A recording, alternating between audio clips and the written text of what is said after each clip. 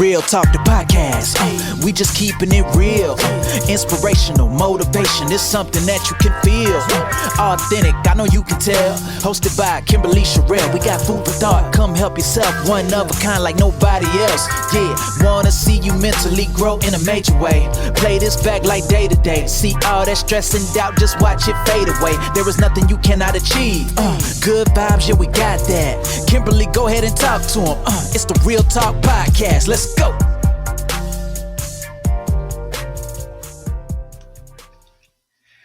Hello. So on this episode of Real Talk, the podcast, we're flashing back to my interview with none other than Reginald PM Sweet, PM as in Poetic Minds. This was a very stimulating interview, so I hope that you enjoy it. Again, this is Real Talk, the podcast, and we are flashing back to Real Talk Radio, my interview with Reginald PM Sweet. Enjoy. That poet known as Reginald Poetic Minds, PM Sweet. That's what I am talking about. Those of you who are just tuning in, you're listening to Real Talk Radio, and I have on the air with me none other than Mr. Sweet himself. Hello. Hey.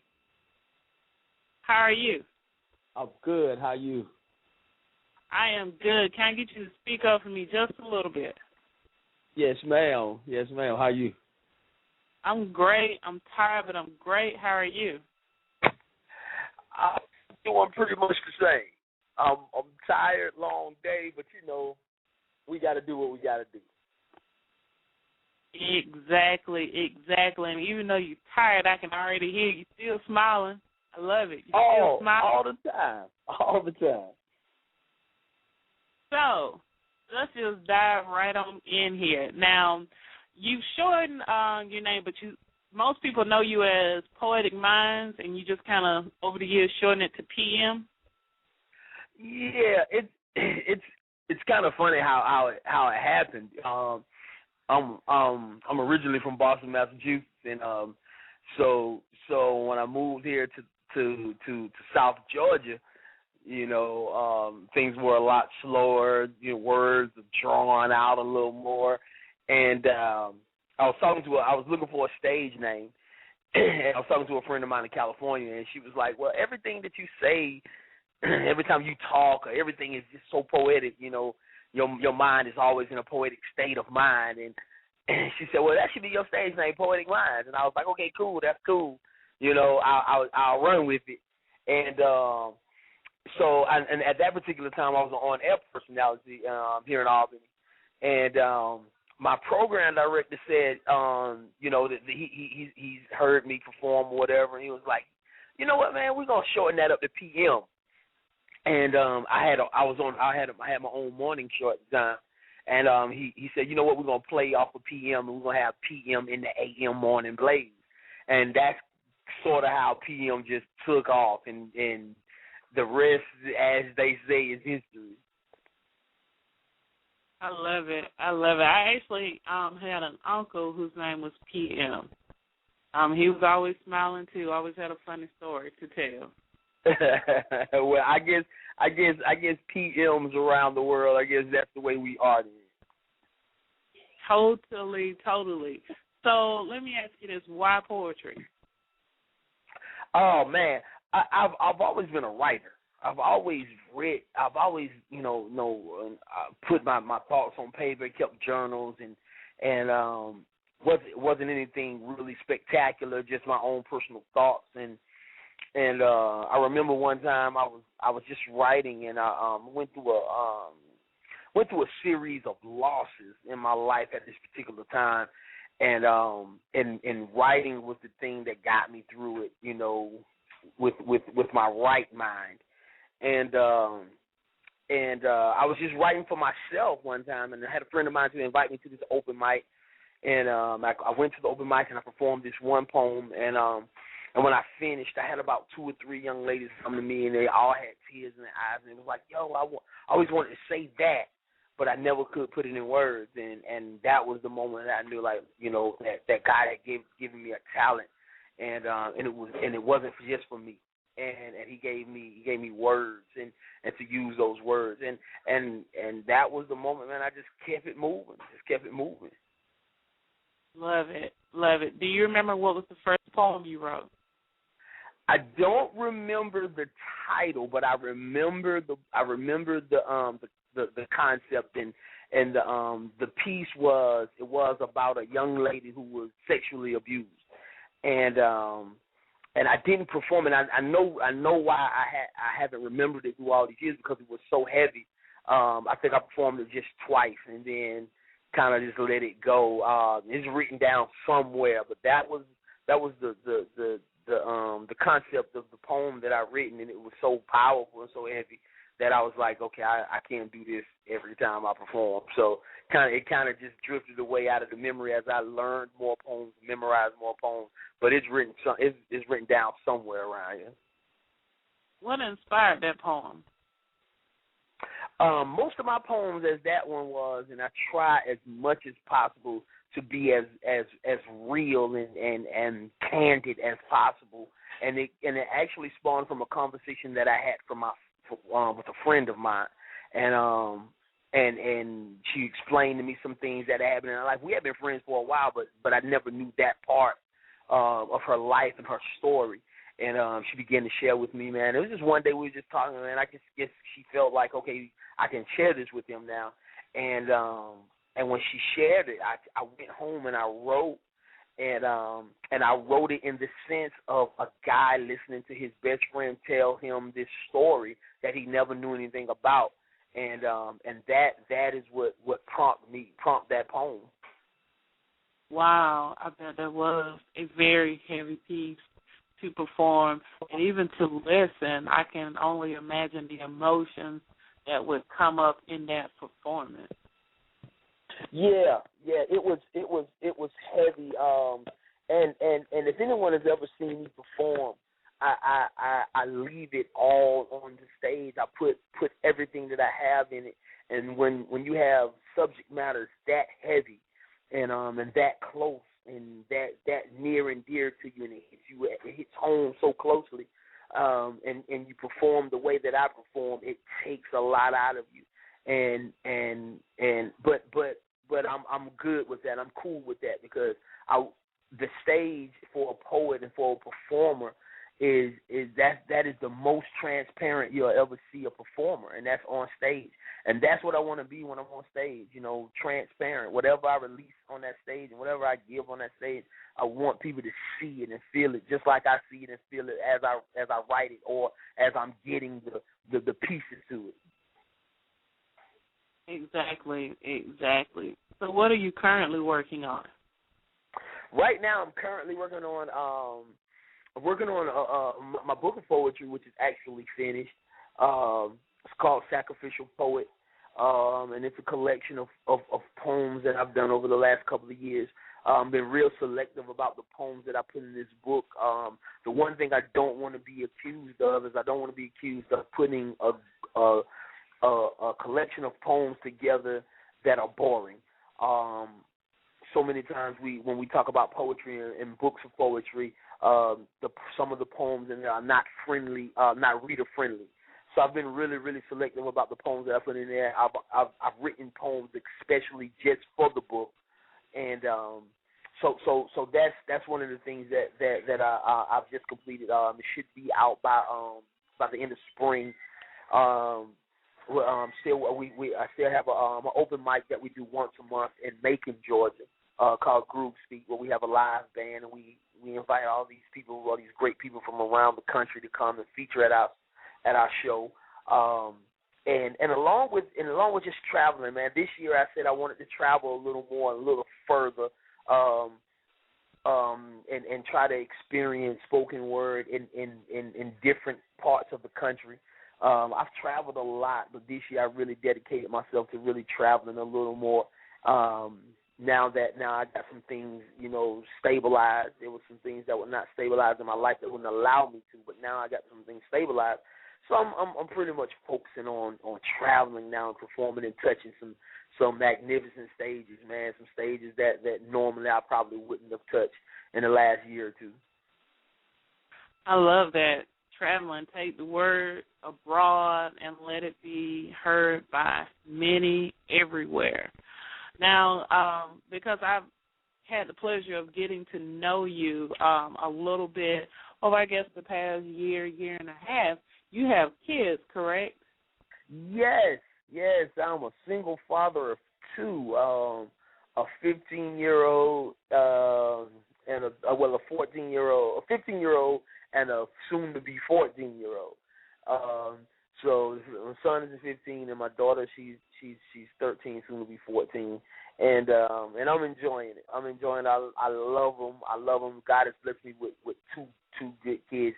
Of course, they do what teenagers do, but in the grand scheme of things, God has blessed me with some good kids, and I thank Him for it. And I enjoy spending time with them and laughing and playing and watching them grow up. Man, watching kids grow up is it's a phenomenon. I mean, just watching them and looking at pictures and remembering when, and now seeing them where they are now. My son's voice is almost deep as mine, and he has a mustache, and he's walking up to me, holding up his shirt, talking about, Dad, look at my six-pack and all this. And I'm like, man, I never, when I saw him running around with a big head of hair when he was 2 years old, never imagined this time. But I thank God for it, man. It's so fun. It's so fun. I love it. I wouldn't trade it in for the world. I love kids. Kids are my son. Oh my goodness! And you said it. Watching them grow up is something. And I never really understood what would have, the movie The Truman Show, if that had been an actual show, I never really understood what the fascination of it is. But having my son, it's like he is a show, and every day I get to watch, and it's amazing, completely amazing. So when it's all said and done, what do you want your kids to remember about their dad and the work that he did? Everything that I do, I do it for them. Along with being a spoken word artist, man. I have two jobs. I'm employed by the Dougherty County School System, and also I'm a program coordinator for Boys and Girls Club of Albany, and so as you can see, I love kids. But so everything I do, man, I do for them. And I want what I want them to remember about their dad is that simply I tried to be the best person that I could possibly be in every area of my life. I tried to be the best dad I could be, the best teacher I could be, the best poet, the best friend. Once I get married again, the best husband. I just want them to understand that I tried to be the best, and I've fallen short, and I'm pretty sure I'll fall short again. But the thing that I want them to see is that I tried. Along with working those two jobs, and along with being a dad, and along with being a spoken word artist, I'm also in school full time. So seeing them, and I sit down and I do my homework, they do their homework, and I'm kind of struggling to kind of keep it all together. I'm dozing if I have to get up and talk to myself. But for them to see that and to see Dad doing his thing like that's what I want them to remember me by. And I hope, and from time to time, my son looks at me and says, Dad, man, you know what? I want to be like you when I grow up. And I have to turn my back because my eyes, they start sweating a little bit, So I have to turn my back. Go into the other room or whatever. Because at the end of the day, that's the best thing that could ever happen. It's for your son to look at you and say, Dad, I want to be like you. I want my daughter to grow up and say, Dad, I want a man like you. I want to marry a man like you. So that's my intentions, man, and that's what I strive for every day. And hopefully, I'm doing a good enough job that I can get that from them later. I think that you are, because I've told you this before, you are one of the most humble individuals I've come across in a while. You are extremely humble and giving, and that is not something in 2013 that you just see every single day. is a man that is as humble about everything that you've done. I mean, you always make it seem like it's no big deal that it was your pleasure to do it, and that no thank yous are necessary. And I love that about you. Well, that's one of the things that that's one of the traits that I always want to be there, no matter what happens in my life. I actually performed at a Martin Luther King Jr. Birthday celebration of the Monday at Darton State College here in Albany, and the media was out and everybody was out, man. I was on TV and the paper and all this. So I got to school the next day, and as the kids were getting off the bus, they were like, Mr. Sweet, we saw you on TV. And other teachers were like, oh, we saw you on TV, we didn't know you. And I was like, why you didn't tell us? And why you didn't tell us? And like I told them, I was like, you know what? People find out about things about people in due time. I don't feel like if you have a talent or you're good at something or you're skilled at something, the right people will find out at the right time. I don't think that there's a need to say, oh, I'm this and I'm that and I'm this. My dad, who is not my biological dad, but he was the only dad that I knew, who was actually my pastor, who has passed on now. He used to say something a long time ago that always stuck with me. He said, son, always do the work first and the title will follow. He said, don't title yourself and then try to do the work. Do the work first and then the titles will follow. And that's one of the things I've always remembered about him and one of the things that always stick to me. So I try to be humble, and I try to be as humble as I can because I think that's how God blesses me, being humble. And actually it is my pleasure to do this, for someone to call me and say, I want you to perform, for them to feel like I have something in me that is worth somebody sitting down listening to, let alone paying you for it. I think that is just awesome. So I pray to God that I always stay that way no matter what happens in my life. Yes, I'm sure that you will. Now, right now, I want to go ahead and play. I have a clip of one of your poems that you performed, Know Thyself. For those of you just tuning in, you're listening to Real Talk Radio with your host, Kay Sherrill, and I've had the pleasure of speaking to PM Sweet, and right now we're going to listen to his poem, Know Thyself.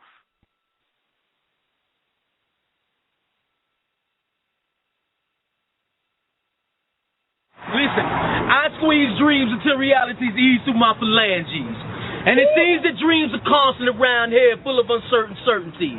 Could it be that I hold the hopes of wannabes attached to the end of the stare realities that claim to be obtainable? Lies and fables are served on tables of hardships and misfortune, and I stand behind the mic and I wait for them to feast. And winds from the east shake the trees that they hide in.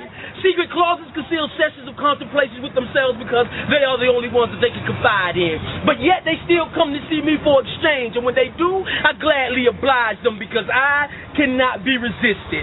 Because what you see before you is pure poetry in motion, and I cause all sorts of commotion with just a mere notion of me speaking, keeping your ears glued to rhythmic beats and gathering syncopated thoughts that leak into your soul like an open tap, dripping poetic nectar down your throat till it evokes your cravings for something deeper. That's why you sit and you wait and anticipate every word that escapes my spirit. And without even knowing it, you will sit motionless with no control over your own limbs until I am done. So explore my imports while I gather the exports of your thoughts. I promise that your journey will not be in vain. I came to remain and rename this domain. This here will no longer be called Macon, Georgia, but it will now and forever be known as the house that poetic minds built. Because if the brick that is laid by a poet who knows what it means to put in work. Because I be he who has danced with Cleopatra as I asked her to marry me instead of her marrying a brother, begging her to let me be in a lover, taking her sin and pouring it all over my poems so when I'm gone I wouldn't be alone, then leading her back to the tombs where pharaohs laid. Because in some ways I want to stay, but history has to be made, and I be he who history is made to make history. So please believe I be he who has and close myself in the rooms with the likes of that of Marcus Garvey, as he taught me how to gather an army who walks, talks, and speaks like me. But instead of using live grenades, he taught me how to use my pad, my pen, and all available stages, because I want to be remembered down through the ages as he who walked and talked with God, receiving specific instructions on the placement of nouns and verbs, just so that I can be heard, because clearly, I don't speak merely for he and I, but I speak for the betterment of our existence, because what you see is what was, what is, and what is to be, because me, been here before. Think the poetry God snatched me out the corner of a Queen Sheba poem, so that I was kicked back and relaxed, studying all the ways that I could make words inside out. Wow. That is all I have to say after hearing that portion of the poem is, oh my. Wow. Wow. That, I mean, the imagery of it, but I was pulled in by the message of the poem. I was like, for a moment there, I forgot that I was doing the show, and I really thought that I was sitting, in an audience listening to you speak. I was completely pulled in. Now, I have to ask you, because before, the last time that we were together in person, you gave me a part of a poem that I cannot get out of my head. Okay. It has been I'm telling you, it has been in my head since the last, and I think it's been almost a year ago that you actually gave me a piece of the poem. But I want to say the name of it was Poetry. You know what I'm talking about? I think I do. Now, please have just a little more of that one. It's actually called, if I'm not mistaken, if this is the one that you're talking about, I think it's actually called Three-Way Love Affair. And it's I kind of enjoy that poem. It's my love poem to poetry. And the reason why I write and how in love with poetry I am. You just stop me when you want me to. Okay. See, my girlfriend, she had always wanted to go with me.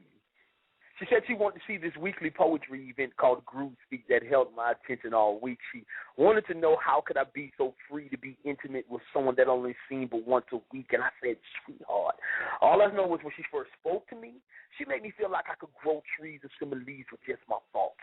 But it was the attention of my third eye that she plainly caught, and I never previously believed that love at first sight till I put my crosshairs on her words and I blinked. And every time I saw, she made me think that there was nothing created by the creator that was greater than she, because she always had the right words to say, but better than that, she always knew when to say them. She had my favorite songs poured on her lips, and she always knew the right time to play them. And when my problems got too big and they became my Goliath, she would always step in on time and become my David. Let's face it, she had me, and I was happy. She made me feel like love was new again. I declare, she was my art working for her. I wouldn't hold back my giving. She was my offering plate, y'all, and for her, I still wouldn't hold back my giving. She made life worth living. I even took off the hands off my clock to my watch because I wanted my time spent with her to be endless. Whoa. Woo. I'm telling you. Oh, my goodness. Like, I told you, I'm changing my name to Poetry. After I heard that poem, I was like, that is my name. My name is Poetry, and I think every woman listening now is looking at her man like, why you don't call me Poetry? I love that. That is definitely a love poem to poetry. I love it. Oh, my goodness. I appreciate it. That is one of my favorite poems. Now I have a jazz band that performs with me a lot of times when I perform. Actually, this next CD that I'm doing is going to be a live CD with my jazz band playing on a lot of the cuts. And when they play with me with that, man, we play around with it, man. There's a part in there. There's a part in there where the jazz band has a section where they play a little bit, man. My keyboard player plays a little bit, my drummer plays a little bit, and my bass player plays a little bit, and we just have a lot of fun with it, man. It's one of those feel good poems. A lot of stuff that I write is heavy, and so I love to do that in the middle of a set or whatever, kind of lighten the mood a little bit, man, to get everybody smiling and feeling good, man, and then I go back into what I do. Oh, my goodness. Yes, I will have to have that CD because I love that poem. And unfortunately, our time is left us so quickly. Man. I know, right? We could talk all night long. But before I let you go, please tell everyone your social media information so that they can stay in contact with you. Oh, yes, man, no doubt. You can hit me up on Facebook. My Facebook is Reginald PM Sweet. Sweet is my real last name, so don't pick at it. I'm sensitive about that. You can hit me up at Twitter at Poetic Minds. That's POETICMINDZ. And also you can go on my email. My email is reginald.sweet@gmail.com. And any of those outlets you can reach me, man. I love a lot of times, people don't have to hit me up to come perform somewhere or whatever. I just like meeting new people, and getting in contact with new people. I'm a people person. I love people. So you just want to get on there and just chat, man. We chat it up and talk about real life stuff and all that other good stuff. Hit me up. I love to hear from you. All right, and he is not kidding. He will definitely hold a conversation with you. He's very friendly, completely humble. Thank you so much for coming on the show. I've truly enjoyed this. The time left me too quickly. I know, man. Every time, but it happens like that every time we talk. Every time we talk, man, it's like, before we know it, an hour or two has passed. So of course we couldn't expect anything different from on the show. Exactly. Thank you so much. You're always invited back when your book comes out. Please hit me up and come back on the show so we can talk about those poems and the book and all of those things. Yes, ma'am, no doubt. Thank you, and I appreciate you for inviting me on. Thank you. Real Talk the podcast, we just keeping it real. Inspirational, motivation, it's something that you can feel. Authentic, I know you can tell. Hosted by Kimberly Sherrill. We got food for thought, come help yourself. One of a kind like nobody else. Yeah, wanna see you mentally grow in a major way. Play this back like day to day. See all that stress and doubt, just watch it fade away. There is nothing you cannot achieve. Good vibes, yeah, we got that. Kimberly, go ahead and talk to him. It's the Real Talk podcast. Let's go.